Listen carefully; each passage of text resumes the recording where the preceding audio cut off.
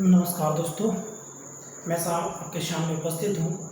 ये क्लास 12 का मैथमेटिक्स लेकर, और इस मैथमेटिक्स में हमारा पहला चैप्टर है संबंध एवं फलन। संबंध एवं फलन बहुत ही महत्वपूर्ण टॉपिक है जो हम क्लास 11 से स्टार्ट किया है, तो 11 से इसको पढ़ना शुरू किया है। तो इसकी कुछ मुख्य चीज़ें हैं, इंपॉर्टेंट जो फैक्ट हैं वो हमको 11 से ही उठाना पड़ेंगे और उनको एक बार उनको डिस्क्राइब करना पड़ेगा, उनको एक बार याद करना पड़ेगा, मेमोराइज करना पड़ेगा। तो चलिए हम लोग स्टार्ट करते हैं संबंध एवं फलन। तो हमने 11th में जो पढ़ा था, सबसे पहले समुच्चय पढ़ा था हमने 11th में। क्या पढ़ा था? सेट। तो सेट की परिभाषा जो कंट्रोल साहब ने दी थी, वो सेट की परिभाषा हमने आपको यहाँ दिखाई है। देखिए जरा, समुच्चय है सुपरिभाषित अवयवों के संग्रह को समुच्चय कहते हैं। वेल डिफाइंड ऑब्जेक्ट जो है उसका जो कलेक्शन करेंगे हम, तो उसी को क्या बोलेंगे? समुच्चय बोलेंगे। तो समुच्चय में हमने देखा तो सुपरिभाषित अवयवों के संग्रह को समुच्चय कहते हैं। फिर उसके बाद हमने उपसमुच्चय निकाला। उपसमुच्चय कैसे फाइंड करते हैं? हम किसी समुच्चय में से कुछ अवयव निकाल के दूसरा समुच्चय बना लें, तो वो उसका उपसमुच्चय कहलाता है। जैसे हमने देखा बी एक समुच्चय है, ठीक है, और ए एक समुच्चय। तो बी में से कुछ अवयव निकाले मैंने 1 2 3 और ए को यहाँ जनरेट कर दिया, तो ए क्या हो जाएगा? बी का एक उपसमुच्चय, ठीक है। फिर हमने समुच्चयों को कार्तीय गुणन पढ़ा था 11th क्लास में। समुच्चयों का कार्तीय गुणन यानी समुच्चयों को गुणा कैसे करते हैं। एक हमारे पास समुच्चय ए था और एक समुच्चय बी है, तो ए क्रॉस बी निकालना है।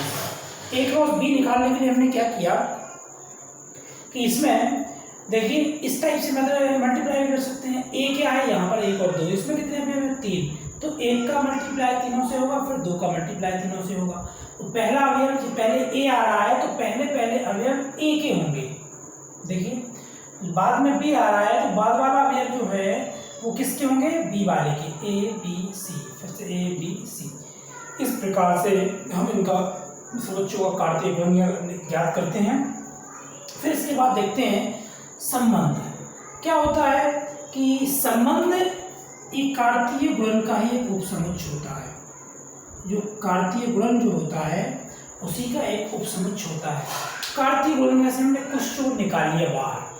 कैसे निकाल लिया? जिनमें कोई रिलेशन हो, ठीक है। जैसे कि मैं देखा यहाँ एक ए लिया, एक बी लिया। अब ये ए और बी मैंने ले लिए। ए और बी में एक रिलेशन डिफाइन किया मैंने। ए और बी कैसा होगा? ए बिलोंग टू ए, यानी ए पहला वाला ए का अवयव और दूसरा वाला बी का अवयव होगा। और कैसा होगा? ए इज ग्रेटर देन और इक्वल टू बी, ठीक है। बी से ए जो होगा बड़ा कैसा होगा? बी से बड़ा होगा, ठीक है, और उसके बराबर होगा। तो क्या होगा ये समुच्चय? बताइए। ए हमेशा कैसा होना चाहिए? बी के बराबर होना चाहिए और बड़ा भी होना चाहिए। तो मैंने निकाल लिया। तो ये इनका रिलेशन है। अब रिलेशन में निकाला है तो इनके कार्तीय गुणन भी हमको निकालना पड़ेगा, ए गुणा बी। अब इसके बाद संबंध देखते हैं। ए गुणा बी निकालने के लिए मैंने क्या किया? इस 1 का गुणा पूरे से किया।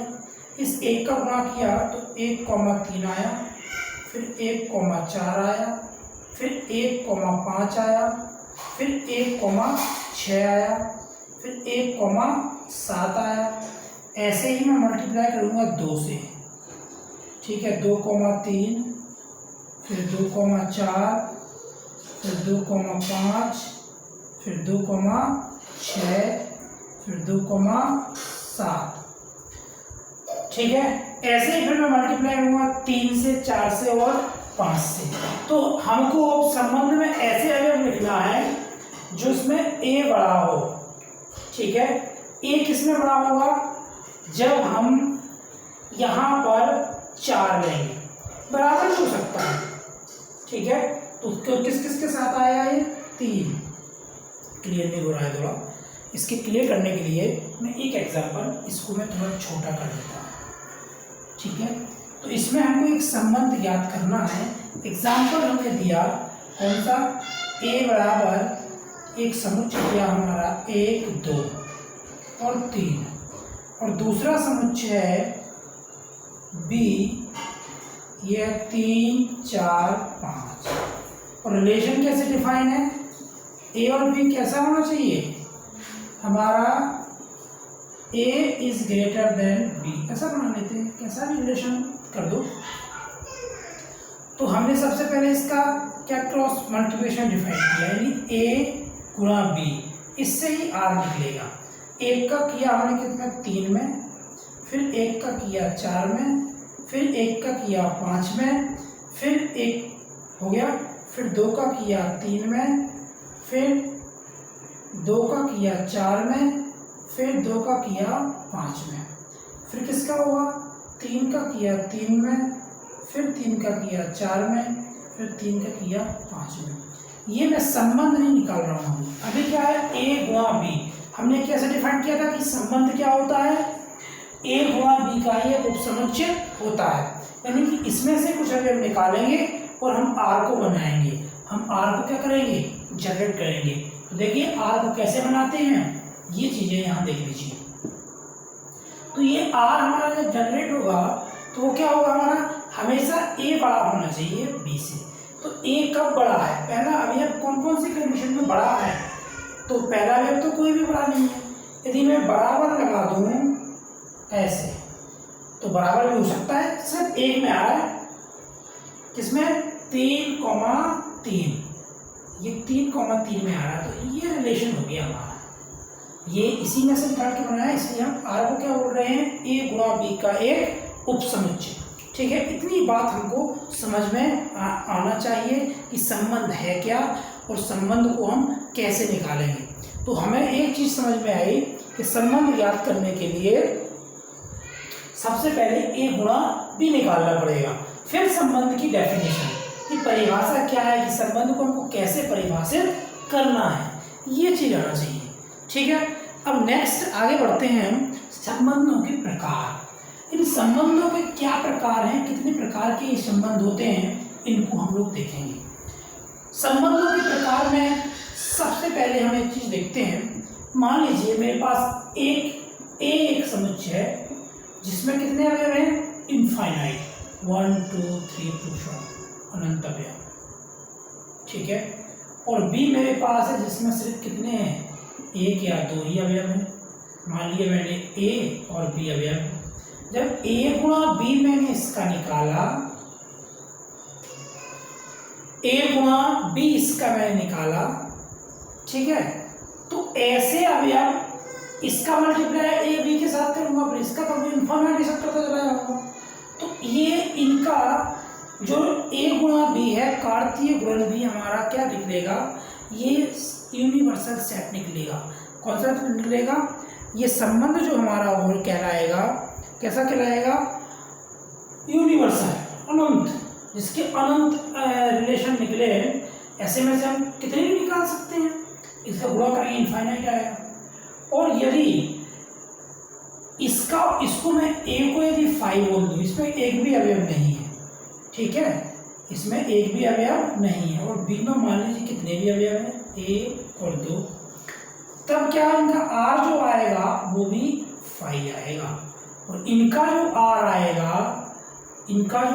आएगा वो आएगा हमारा कौन सा, इनफाइनाइट। ठीक है, तो इससे क्या क्लियर हो रहा है कि यदि a या b में से कोई भी एक समुच्चय हमारा इनफाइनाइट होता है, अपरिमित होता है, तो उसका रिलेशन भी अपरिमित निकलेगा। और यदि a और b में से कोई एक 5 है तो उनका रिलेशन भी 5 निकलेगा। ठीक है, यानी कि इन दो प्रकार के संबंधों को, इसको बोलते हैं कौन सा, रिक्त संबंध, और इसको बोलते हैं यूनिवर्सल रिलेशन, सार्वत्रिक संबंध। ठीक है, तो इन दोनों संबंधों को कभी कभी क्या बोलते हैं, तुच्छ संबंध भी कहा जाता है। क्या कहा जाता है, तुच्छ संबंध। तुच्छ संबंध कब कहा जाएगा, जब या तो अनंत हो रिलेशन, r अनंत की तरफ डिफाइन हो, या फिर r 5 की तरफ डिफाइन हो। ठीक है, चलिए हम कुछ उदाहरण लेते हैं, उन उदाहरण को देखते हैं। एग्जाम्पल 1 दिया है, माना a किसी बालकों के स्कूल के सभी विद्यार्थियों का समुच्चय है, दर्शाइए कि r a b a व b की बहन है। ठीक है, a b की बहन है। अच्छा, एक संबंध दिया हमको, एक समुच्चय दिया और r बोल दिया कैसे डिफाइन है, ये एग्जाम्पल हमारा पहला है, कैसा एग्जाम्पल पहला। इसमें ए दिया है वो क्लास 11th के बालकों का समुच्चय, ठीक है। और आर क्या बोल रहा है, आर ए कॉमा बी है, जो क्या है ए बी की बहन है, ठीक है। यहां पर क्या है ए, अब इसमें बी वाला रिलेशन नहीं दिया, बी समुच्चय नहीं दिया, ठीक है, बी समुच्चय नहीं दिया, तो हमको क्या करना है, इसका मतलब क्या है कि ए गुणा ए कर लेंगे इसमें, तो वही आएगा बालकों का समुच्चय, ठीक है।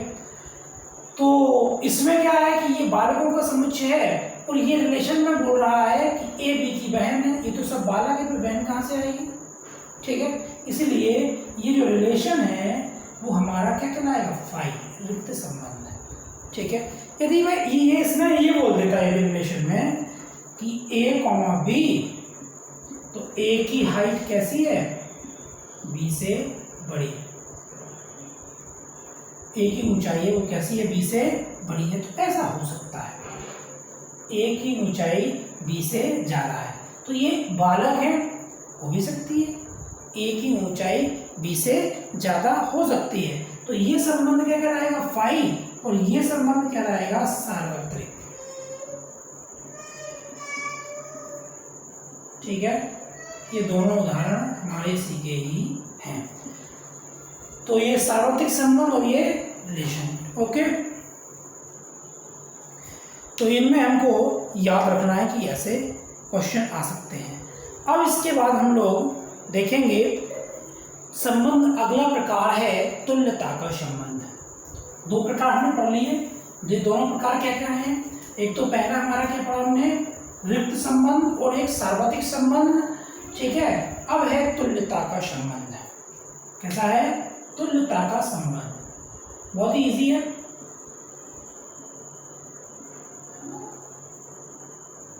तुल्यता का संबंध, तुल्यता का संबंध कैसे याद करेंगे, तुल्यता का संबंध याद करने के लिए हमको 3 स्टेप याद रखनी है।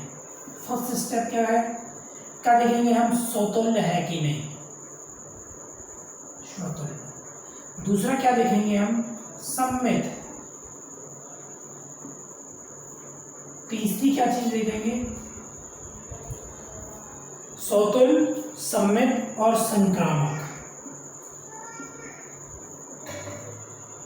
समतुल्य, सममित और संक्रामक। इस समतुल्य क्या होता है, इसको बोलते हैं रिफ्लेक्सिव, सॉरी समतुल्य होता है हमारा, इसको बोलते हैं रिफ्लेक्सिव।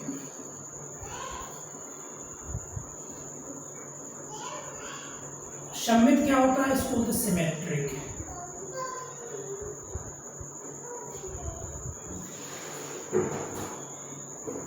और ये संक्रामक क्या होता है, इसको हम बोलते हैं, संक्रामक को ट्रांजिटिव।